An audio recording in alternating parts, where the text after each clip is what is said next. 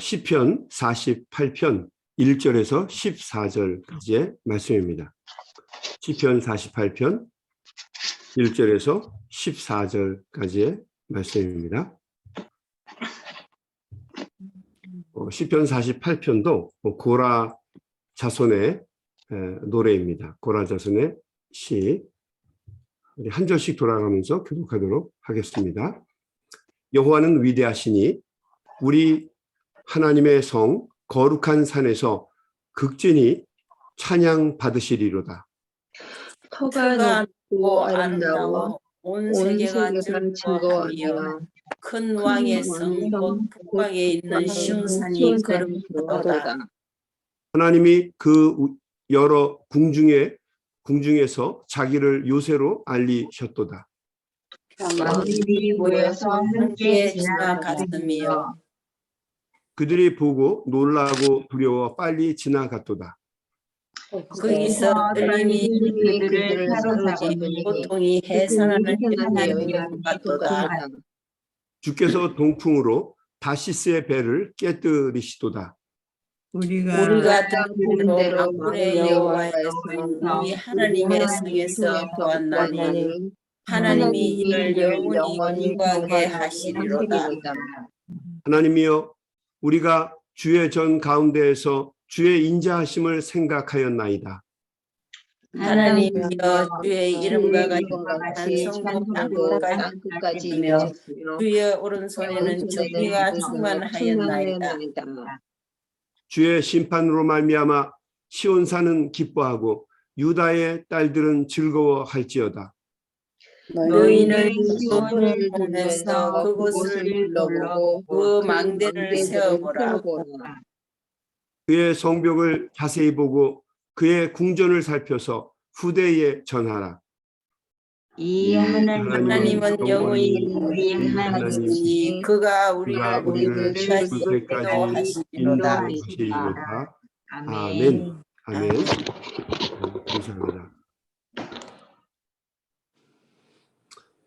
집의 가치, 그 하우스의 가치, 집의 궁극적인 가치는 어디에 위치했느냐, 어디에 집이 위치해 있느냐, 또 그 집이 무엇으로 만들었느냐, 뭐 예를 들면 나무집이냐, 벽돌집이냐, 대리석이냐, 아니면 돌멩이로 만든 집이냐. 우리 조지아 같은 데는 보니까요, 3면이 벽돌로 된 집이면 가장 비싸더라고요.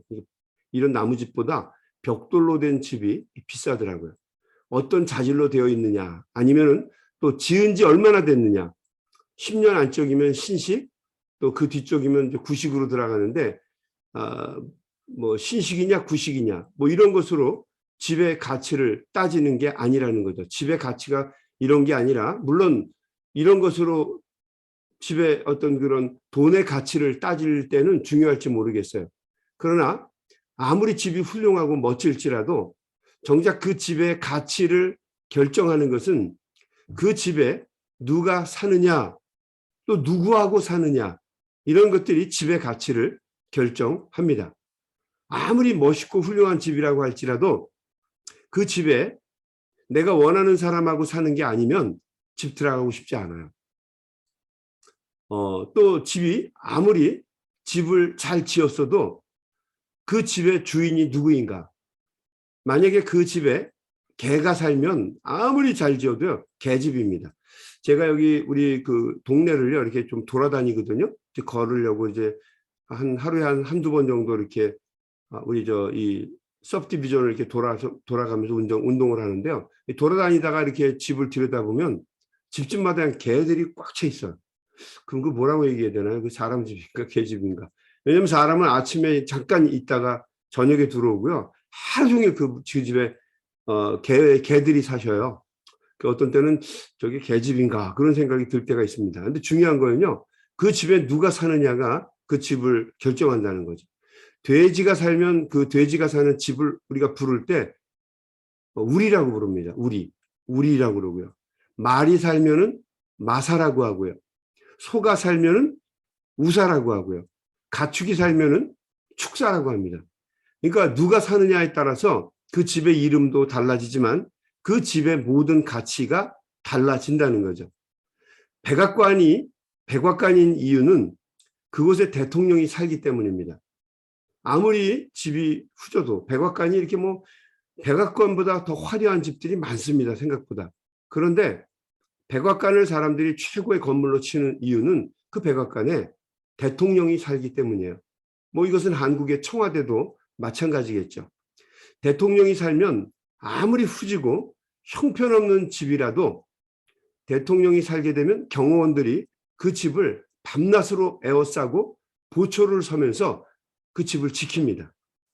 그 집이 얼마나 소중한지 그 백악관 주변에 있는 집들은요, 모두가 다 집값이 비쌉니다. 한국에도 마찬가지죠. 그 청와대 주변은 뭐 집을 지을 수도 없을 정도로 비싸고요. 은퇴한 대통령이 살게 되면 그 은퇴한 대통령 때문에 집값이 주변의 집값이 전부 다 올라갑니다. 왜냐하면 뭐 범죄로부터 가장 안전한 지역이 될 수도 있고 경찰들이 와서 지키잖아요. 그러니까 그 집 가치가 다 올라갑니다. 제가 예전에 한국에 가보니까 그 율곡 선생 이이가 살던 생가, 또 다산 정약용, 정다산이 살았던 생가에 가본 적이 있었는데요. 가보니까 이제 아무리 관리를 잘한다고 해도 그게 뭐 혹시 뭐 200년이 넘은 집들 아니에요? 그러다 보니까 다 아무리 관리를 잘해도 그 굉장히 좀 형편없는 집들이 되었는데, 그런데도 불구하고 사람들이 끊이질 않아요. 얼마나 많은 사람들이 와서 그 집을 보는지 굉장히 그 집의 가치가 건물이 아니라 사람, 그 집에 살고 있는 사람 때문에 일어나는구나, 그런 생각을 해봤어요. 그분들이 살았기 때문에 그 집을 문화재로 지정을 해서 보존을 하더라고요. 뭐 한국만 그런 게 아니죠.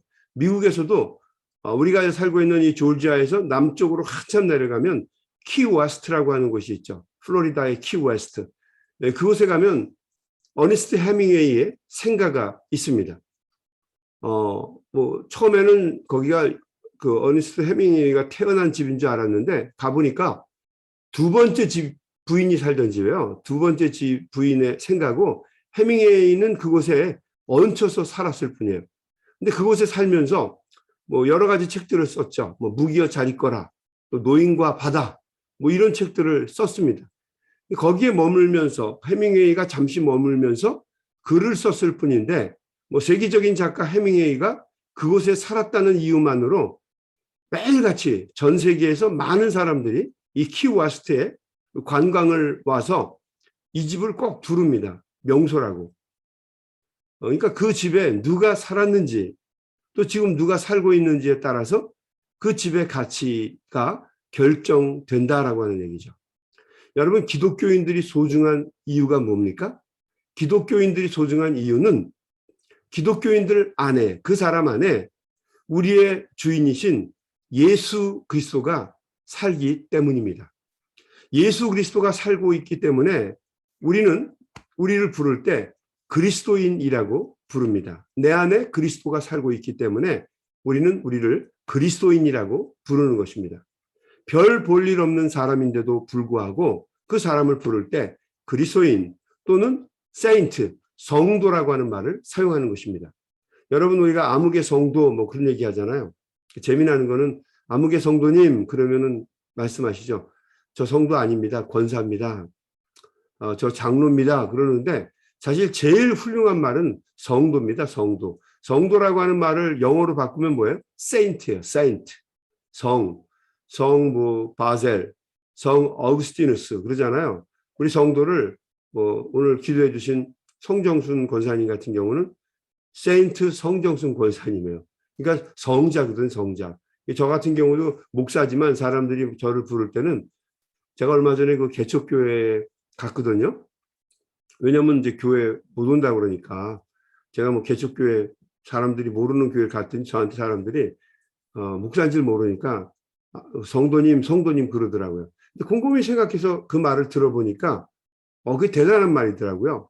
저같이 부족하고 모자란 사람인데 그 사람이 저를 세인트라고 부르는 거예요. 성도님 하고 부르는 거죠.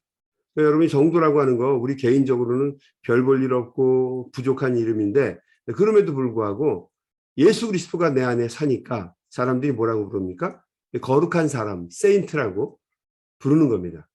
그러니까 그 사람 안에 사는 분이 주님이시기 때문에 우리를 성도라고 부르는 겁니다. 그 안에 누가 사느냐 하는 것이 가장 중요하다라고 하는 이야기죠. 이스라엘 사람들은 예루살렘 성전을 최고의 거룩한 성지로 여겼습니다. 그곳에 하나님이 사신다고 믿었기 때문입니다. 그래서 예루살렘 도성, 하나님의 성, 오늘 우리가 읽은 말씀에도 보면 그렇게 돼 있죠. 하나님의 성, 1절 말씀에 거룩한 거룩한 산, 또 2절 말씀에 큰 왕의 성, 또 2절에 시온성, 시온산 이렇게 돼 있습니다. 시온성, 시온산. 8절 말씀에도 보면 여호와의 성, 또 8절에 보면 우리 하나님의 성 이렇게 되어 있습니다. 전부가 다 같은 뜻입니다. 하나님이 거하시는 곳이라고 하는 것이죠. 그래서 거룩한 곳, 성지라고 부른 것입니다. 여러분, 하나님이 사시는 곳이니까 성전이라고 하는 말을 쓰죠. 거룩한 곳이기 때문에 거룩한 전, 또 하나님이 거하시는 거룩한 텐트, 터버너클, 그래서 성막이라고 부르는 것입니다. 솔로몬은 예루살렘 성전을 짓고 난 후에 꼭 기도할 때마다 7가지의 기도를 드렸는데 결국 정리를 해보면 이런 뜻입니다. 예루살렘 성전에서 기도할 때 주는 들으시옵소서. 또 예루살렘 성전을 향하여 기도할 때 주는 들으시옵소서. 예루살렘 성전을 마음에 품고 기도할 때 주는 들으시옵소서. 이런 뜻이거든요. 그러니까 예루살렘 성전을 왜 귀하게 여겼냐면 그곳에 하나님이 거하시고 있기 때문이라고 믿었던 거죠. 여러분, 오늘 우리가 이렇게 오늘 모여서 예배를 드립니다. 처음에 예배를 이 줌으로 보고 드릴 때는 저도 잘 가치를 몰랐어요. 왜냐하면 이게 익숙하지 않으니까. 그런데 요즘에는 이 매일 아침마다 이 줌을 보면서 보니까 제가 그렇다고 줌을 섬기는 건 아닌데요. 이 줌을 이렇게 들여다보니까 이 줌 속에 우리 성도들이 들어있는 거예요. 이 줌이 있는 이 곳이요, 성전이 되는 겁니다. 그래서 이 줌으로 예배드리는 이 장소가요, 성전입니다. 하나님을 만나는 곳이에요. 그래서 우리가 함께 기도할 때, 임재할 때, 우리가 살아가고 있는 이 집이 성전이 되는 것이고, 기도하면 하나님께서 응답하시죠. 그래서 우리가 드리는 이 예배 초소는 하나님의 임재를 상징하는 거예요. 여러분의 집이 그렇고, 또 오늘 말씀에 보게 되면 다윗이 그렇습니다. 이 시온성이라고 불렀죠. 시온성. 시온에 있는 성은 왜 귀한가? 하나님의 임재를 상징하고 있기 때문입니다. 시온산, 시온성, 하나님의 성, 우리 주님의 성, 이런 것들이 다 소중하고 귀한 이유는 하나님이 계신 곳이기 때문에 그렇다는 거죠. 하나님이 계신 곳에 있으면 언제든지 든든합니다. 하나님이 계신 곳에 있으면 안전합니다. 거기가 피난처가 되고 반석이 되고 우리가 피할 만한 곳이 되죠. 그래서 우리는 하나님이 계시기 때문에 그 계신 곳을 안전지대, 세이프티 존이라고 부르는 것입니다. 많은 사람들이 특별히 그 랍비들의 글을 보게 되면요, 이스라엘 사람들이 출애굽해서 40년 동안 가나안 땅을 지나게 되었어요. 그리고 하나님이 약속하신 땅, 젖과 꿀이 흐른다는 땅, 가나안으로 들어가게 됩니다. 근데 여러분 생각해 보십시오. 가나안에 들어가서 과연 거기서 그 사람들이 젖과 꿀만 먹으면서 행복하게 살았나요? 아니에요. 그렇지 않습니다. 많은 사람들, 랍비들의 고백에 의하면 가나안 땅에 들어가고 나서 그들은 알았다는 거죠. 가나안 땅에 들어가서는 끊임없는 전투와 전쟁, 죽고 죽이는 그런 아픔의 비극이었어요. 탈취물을 빼앗기고 계속 그 얘기입니다. 그게 사사기잖아요. 그러면서 사람들은 깨달았던 거죠. 아하, 젖과 꿀이 흐르는 어떤 공간이 그것이 가나안이 아니라 진정한 가나안은 하나님이 우리와 함께 계셨던 가나안 땅이구나라고 하는 것을 알게 되었다는 거죠. 아, 가나안 땅은 바로 사막 땅이었구나. 하나님이 계시기 때문에 그것이 가나안이었구나라고 하는 것을 사람들은 알게 되었다는 거죠. 진정한 가나안은 그 진정한 하나님의 그 약속하신 땅은 젖과 꿀이 흐른다는 가나안이 아니라 젖과 꿀로 흐른 적이 없어요. 젖과 꿀로 치면 이 미국이 훨씬 좋죠. 우리가 떠나온 한국이 좋지. 근데 젖과 꿀이 흐르는 곳이 어디였냐면 바로 하나님이 함께 하시는 사막이었고 그 광야였다라고 하는 것을 이스라엘 사람들은 나중에 깨달아 알게 되었던 거죠. 아무리 불안한 곳이라도 하나님이 계시면 거기가 안전지대입니다. 우리 3절 말씀을 볼까요? 하나님이 그 여러 궁중에서 자기를 요새로 알리셨도다. 하나님이 이렇게 말씀하시는 거예요. 여기는 내 지역이다. 얼씬도 하지 말아라. 그렇게 선언하셨다는 거죠. 우리 성도님들을 향해서 이 집은 내가 지키는 집이다. 이 교회는 내가 거하는 전이다. 하나님이 이렇게 정해주셨기 때문에, 성지라고 정해주셨기 때문에 아무도 얼씬할 수 없다는 것입니다. 자, 그러자 4절에 이방 민족의 열왕들이 모두 두려워서 피해 갑니다. 당연하죠. 하나님 여기 내 것이다 했는데 누가 오겠어요? 왕들이 모여서 함께 지나갔으며 그들이 보고 놀라고 두려워 빨리 지나갔도다. 그 여기 하나님이 계신 곳이구나. 지나갔다는 거죠. 6절에 거기서 떨림이 그들을 사로잡으니 고통이 해산하는 여인의 고통 같도다. 악한 존재들이 하나님의 성전에 올 수가 없어요. 7절에 주께서 동풍으로 다시스의 배를 깨뜨리시도다. 우리가 들은 대로 만군의 여호와의 성, 우리 하나님의 성에서 보았나니 하나님이 이를 영원히 견고하게 하시리로다. 하나님께서 오늘 아침에도 여러분의 가정을, 여러분의 직장을, 여러분이 살아가는 삶의 현장을 성전으로 선언해 주시기를 바랍니다. 그래서 하나님께서 견고하게 지키시고 하나님께서 여러분의 삶의 공간을 통해서 영광 받으시기를 간절히 원합니다. 여러분이 줌을 보시면서 예배하고 있는 이곳이 여러분 기억하십시오. 하나님의 임재가 있는 곳이에요. 그래서 우리가 깨끗하게 하나님 앞에 예배 드리는 겁니다. 우리 목사님 후배 중에 한 분이 목사님 예쁘게 옷을 좀 입으시고 그다음에 머리도 좀 이렇게 좀 만지세요. 그래서 제가 야, 내가 최선을 다한 거다. 껍데기가 뭐 이렇게 중요하냐? 아니 중요하지. 그때 우리 후배 목사님 뭐라고 얘기하냐면 이렇게 얘기하는 거예요. 목사님 그래도 목사님이 이렇게 머리가 이렇게 삐쭉 나오면 괜찮나요? 삐쭉 나오면 프로페셔널리즘이 떨어진다고 그럴까 봐 걱정돼서 그래요. 그래서 한두 번 그랬다는 거예요. 그래서 제가 신경 쓰지 마. 그래 놓고는 제가 그 다음날 새벽 예배를 드릴 때는 이렇게 목욕제게도 하고 빨간 티셔츠도 입고 그랬어요. 오늘은 양복 와이셔츠를 입었습니다. 뭐 사람들의 프로페셔널리즘이 중요하다는 게 아니라요. 사람들이 어떻게 나를 보냐가 중요하다는 게 아니고 정말 중요한 거는 시간이 지나면서 보니까 이 자리가 이 공간이 하나님이 거하시는 임재하시는 성전이구나 생각하니까 조심스럽더라고요.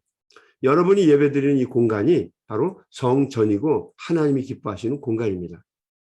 여러분 마가복음 4장 35절 이하의 말씀에 보게 되면 성난 파도를 잔잔케 하시는 예수님의 이야기가 기록되어 있습니다.